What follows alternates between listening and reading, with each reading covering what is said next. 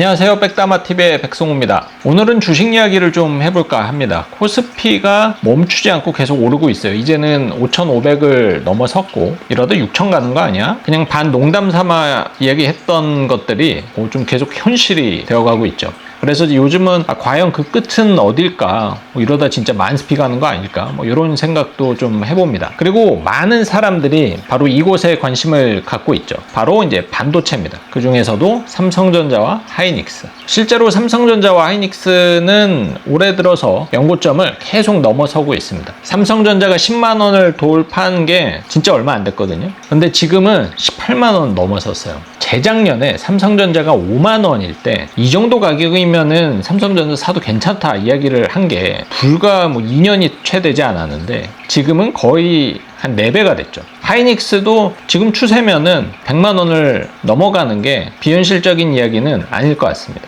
그런데 진짜 이 두 가지 종목이 기대감도 크고 앞으로 전망도 밝다라고 하는데 최근에 주가의 흐름을 보면은 사실 선뜻 투자를 하는 게 굉장히 좀 두렵죠. 왜냐면 이 차트를 보면은 삼성전자 같은 경우에도 이렇게 올랐어요. 하이닉스도 크게 다르지 않습니다. 이렇게 올라갔죠. 그런데 이 두 기업의 영업이익과 단기 순이익 추이를 보면은 삼성전자가 최근에 주가는 거의 3배 이렇게 급등을 했지만 영업이익이 역사적으로 막 3배 이렇게 급등을 했느냐? 그렇지는 않습니다. 삼성의 영업이익은 40조 정도 규모인데 이게 신기록은 아니에요. 수년 전에는 이미 50조를 넘었던 해도 있었습니다. 반면에 하이닉스는 가장 돈을 잘 벌었던 때가 20조 정도 벌었던 해가 있었는데 최근에는 한 47조 정도 벌었으니까 돈을 최근에 많이 벌기는 했죠. 그래서 이게 재무제표와 이 차트를 보면은 이 주식 투자를 하는 게 더 어려워집니다. 이걸 이렇게 보고 있으면 많은 생각을 하게 되거든요. 그리고 숫자를 보면은 우리가 좀 차분해지잖아요. 이성적으로 조금 변하게 되는데 영업이익은 막 이렇게 크게 많이 오르지는 않았는데 주가는 최근에 이렇게 단기간에 거의 한 3배 정도 급등을 하는 게 이게 과연 정상적인 가격인가? 이제는 이렇게 좀 내려오지 않을까? 이런 기대감이 더 많이 생깁니다. 그래서 저는 사실 상담을 할 때도 그렇지만 차트 이런 거 안 보는 게 좋다라고 얘기를 합니다. 왜냐면 차트를 보면은 살 수 있는 주식이 사실 별로 없어요. 왜냐? 시간이 지나고 나서 이렇게 뒤를 보잖아요. 지금 가격은 늘 부담스럽습니다. 그리고 이게 주가라는 게 복리 개념이잖아요. 어제 가격 대비 오늘 1% 상승, 또 오늘 가격 대비 내일 또 1% 상승. 이게 복리 효과이기 때문에 시간이 쭉 누적이 되면은 저기 밑에 있는 저점과 비교를 했을 때 이 상승폭이 차트로 만들면은 엄청 높거든요. 그래서 투자자로 하여금 굉장히 망설여지게 되고 한편으로는 또 보유하고 있는 투자자 입장에서는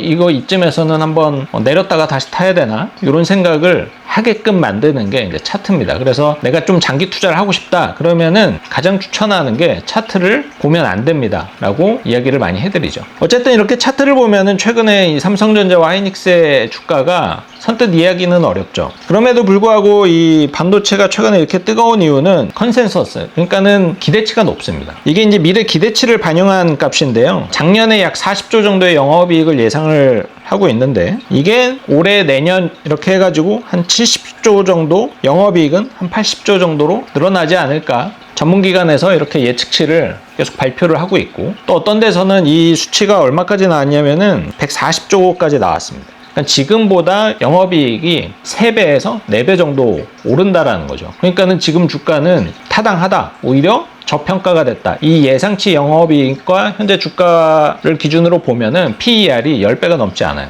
그래서 이런 기대감 때문에 삼성전자의 주가가 이렇게 스페이스X 올라가듯이 쭉 올라가고 있습니다. 그리고 여기에 또 막 이렇게 호재거리로 나오는 게 뭐냐면은 이 D램 메모리의 가격이 최근에 엄청나게 급등을 했습니다. 평균적으로 이 DDR4 8GB의 메모리의 가격은 17,000원에서 한 2만원 정도였거든요. 근데 지금 얼마냐면은 9만원입니다. 근데 이 D램 메모리를 가장 많이 생산하는 데가 어디예요? 바로 삼성전자죠. 삼성전자에서 만드는 물건의 가격이 그냥 4배, 5배 이렇게 뛰었으니 단순하게 생각을 할 수 있는 거죠.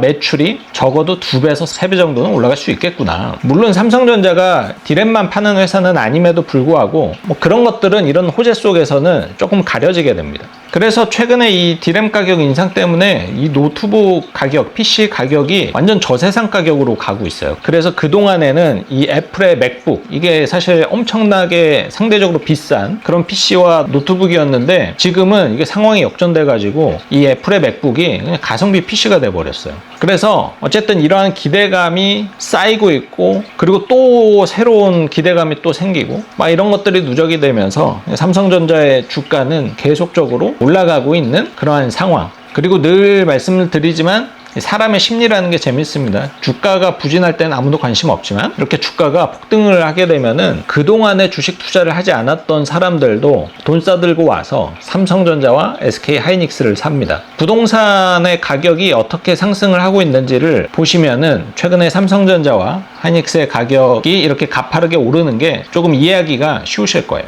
하지만 투자를 하는 데 있어서는 항상 리스크가 있습니다. 그래서 모든 게 장밋빛 전망인데 우리는 좀 냉철하게 리스크 요인은 뭐가 있을까 좀 생각을 해볼 필요가 있는데요. 첫 번째는 이 컨센서스라는 게 어쨌든 예측치라는 거죠. 이거는 확정 매출이 아닙니다. 물론 이 조사하는 기관이 뭐 여러 가지 데이터와 어떤 기법을 통해서 어떤 기업의 미래 매출 전망치를 내놓지만 말 그대로 이거는 그냥 일기예보 같은 거예요. 당연히 틀릴 수도 있고 그 기대보다 높을 수도 있고 낮을 수도 있습니다. 그리고 D램 가격이 이렇게 올라가는 것은 뭔가 세상에 어떤 특별한 일이 생긴 것은 아니고 공급이 부족해지면서 생긴 이슈죠. 공급이 왜 부족해졌느냐? 삼성과 하이닉스에서 지금은 돈이 되는 HBM 메모리에 거의 올인하다시피 하다 보니까는 이 D램의 공급을 계속 축소를 시킬 수밖에 없는 상황이죠. 그래서 이제 가격이 올라가게 되었고, 근데 문제는 뭐냐면은 가격 상승은 이 수요를 위축시킨다라는 겁니다. 최신형 노트북이 삼성전자 기준으로 작년에는 한 150에서 한 200 정도면은 아주 충분히 좋은 노트북을 살 수 있었는데 지금은 250만 원에서 350만 원 막 이렇게 하거든요. 그럼 누가 사겠어요?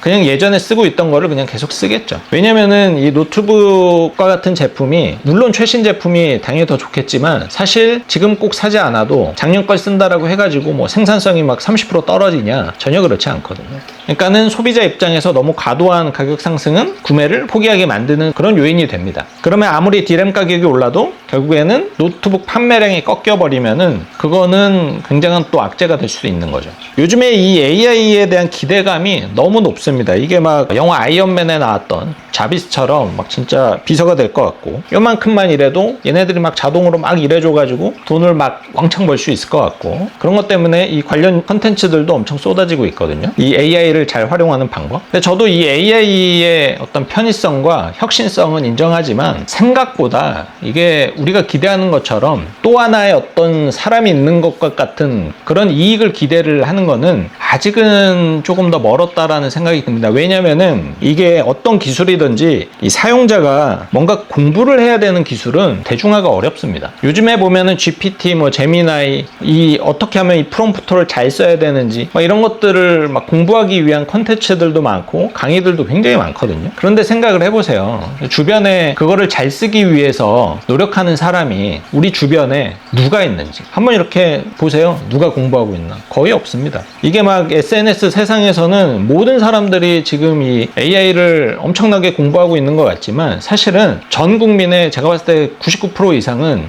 별 관심 없어요. 왜냐? 그걸 쓰지 않아도 어떤 일상생활의 불편함이 요만큼도 없기 때문이죠. 이제 물론 쓰는 사람 입장에서는 신기하죠. 입력만 하면 그림 만들어주고, 뭔가 입력하면 PPT 만들어주고, 그리고 글 쫙 써주고. 하지만 현실적으로 그게 아직 나 대신에 뭔가 엄청난 생산적인 일을 해주지 않습니다. 결국 아직까지도 내가 해야 돼요. 물론 저처럼 뭔가 자료를 분석을 하고 컨텐츠를 만들고 이런 사람들은 뭔가 좀 편해지기는 했습니다. 뭐 자료를 찾는 시간이 좀 줄어들고 구성하는 그런 시간이 좀 줄어든 거는 있는데, 그렇다라고 해가지고 제가 일주일에 2번 영상 올릴 수 있는 거를 4번 영상 올릴 수 있느냐? 그렇진 않아요. 그게 현실인 것 같습니다. 결국에는 이 AI가 진짜 대중화가 됐다라고 느끼려면은 그 지표는 저는 뭐라고 보고 있냐면은 저희 부모님이 그 기술을 써야 돼요. 그러면 이거 완벽하게 대중화가 됐구나. 그만큼 이게 편해졌고 쉬워졌구나. 저는 그래서 그런 기준점을 잡고 있습니다. 그래서 아직은 대중화가 되려면 저는 좀 아직 멀었다. 물론 막 속도는 굉장히 빠른 것처럼 우리가 느껴지지만 그건 우리가 이렇게 유튜브를 보고 인스타그램을 하기 때문에 그게 빠른 것처럼 느껴질 뿐이다 라고 저는 생각을 합니다. 로봇에 대한 기대감도 엄청나게 많습니다. 그래서 뭐 반도체가 이제는 피지컬 AI로 들어가기 때문에 삼성전자, 하이닉스 이제 뭐 20만 원 가고 100만 원 가고 더 간다, 이런 기대감이 엄청나게 높은데, 우리가 좀 냉철하게 생각을 해야 될 거는 로봇은 50만 원짜리 아이폰이 나왔을 때랑은 완전히 다르다라는 거죠. 그때는 우리가 누구나 핸드폰을 쓰고 있었고,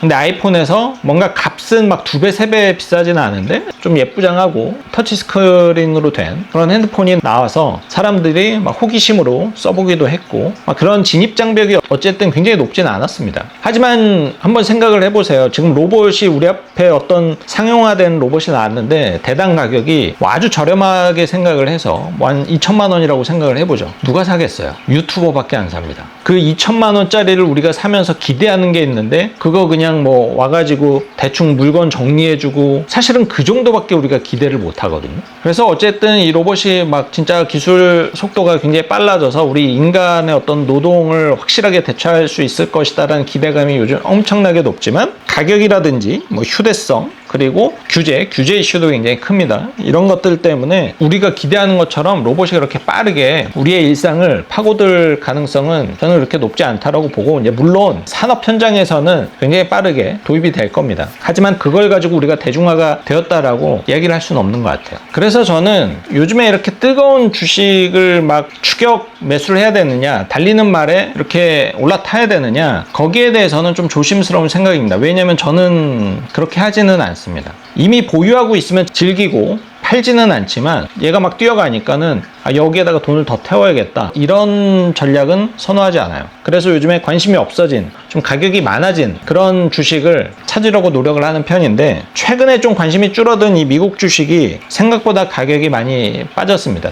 특히 최근에 나스닥이나 S&P 500의 상승을 주도했던 기술주들의 가격이 생각보다 하락폭이 꽤 커요. 마이크로소프트가 고점 대비 약 30% 빠졌습니다. 주가로만 보면은 2년 전으로 돌아갔고, 주가가 빠진 이유는 AI 경쟁력에 대한 실망감이 좀 높아졌죠. 이게 막 제미나이 나오고 챗GPT 나오면서 PPT 만들어주고 엑셀도 막 자동화로 해주고 이러니까는 이제 사람들이 엑셀과 뭐 PPT 이런 거 안 쓰고 제미나이로 다 돌리겠구나, 이런 우려가 굉장히 생긴 거죠. 하지만 개인적으로는 아직까지도 결국에는 인간의 손으로 완성을 해야 됩니다. 그리고 마이크로소프트가 그런 상황을 손 놓고 보고만 있지는 않을 거다라고 저는 생각을 하고 있습니다. 팔런티어도 굉장히 많이 빠졌습니다. 마이너스 35% 정도 이제 빠졌고요. 뭔가 매출이 막 급격하게 떨어지거나 그러지는 않았는데, 이 주가 고점에 대한 부담도 사실은 굉장히 높았었고, 워낙 이 주가가 빠른 속도로 많이 올라갔기 때문에 거기에 대한 피로감이 좀 많이 누적된 상황이다라고 보고 있습니다. 넷플릭스도 거의 고점 대비 거의 반토막 났습니다. 마찬가지로 넷플릭스도 뭐 강력한 경쟁자가 생겨갖고 뭐 가입자 수가 줄어든다라든지 뭐 매출이 줄어든다라든지 그러지는 않았는데, 최근에 이슈가 있었던 거는 워너브라더스에 대한 인수가 조금 트러블이 있죠.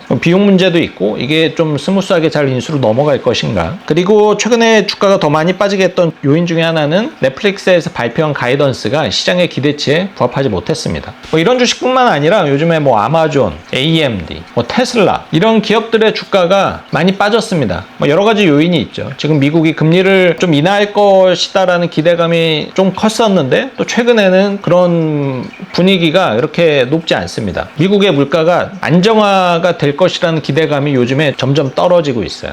관세로 인해서 물가가 막 급격하게 오르거나 그런 것들이 나타나고 있지는 않은데, 이민 정책에 대한 이슈 뭐 이런 것 때문에 공급에 문제가 생기면서 미국의 물가가 굉장히 조금 안 좋은 방향으로 가고 있거든요. 그렇게 되어버리면은 미국이 금리를 인하기가 어렵습니다. 아무리 뭐 연준 의장을 바꾼다라고 하더라도 어쨌든 미국의 연준의 최우선 목표는 물가 안정이기 때문에, 지금처럼 이렇게 공급이 불안정해지면은 미국은 결국에는 금리를 낮추지 못할 것이다, 이런 우려도 최근에 많이 있습니다. 그래서 기술주, 나스닥은 어쨌든 이 유동성에 대한 좀 위축 우려가 있으면은 주가가 좀 빠질 수밖에 없거든요. 그래서 그러한 영향들을 좀 많이 받았던 것 같습니다. 그래서 저는 최근에는 여유가 있으면은 상대적으로 좀 덜 비싼 미국 주식을 조금 더 선호하는 편입니다. 굳이 비싼 주식을 사려고 하지는 않습니다. 우리가 우리가 물건 살 때도 똑같은 딸기면은 오늘 먹을 건데 할인하는 걸 사지 굳이 뭐 정상가 혹은 뭐 프리미엄이 붙은 딸기를 사려고 하지는 않잖아요. 주식도 저는 똑같이 투자를 합니다. 네, 오늘은 주식 이야기를 좀 해봤습니다. 요즘에 너도 나도 뭐 삼성전자 지금 사야 되냐, 뭐 팔아야 되냐 막 이야기가 있는데 저는 지난번에도 영상 올렸듯이 굳이 팔 필요는 없다. 하지만 지금 사야 되느냐, 적립식으로 산다라면 크게 뭐 상관없다라고 보는데 목돈 갖고 지금 사야 된다. 그러면 사실 너무 부담스럽죠. 그렇다라면은 차라리 좀 눈을 돌려서 상대적으로 가격 부담이 좀 덜한 미국 주식 중에서 고르는 게 저는 조금 더 안정감 있는 투자 전략이 되지 않을까 그런 생각을 갖고 있습니다.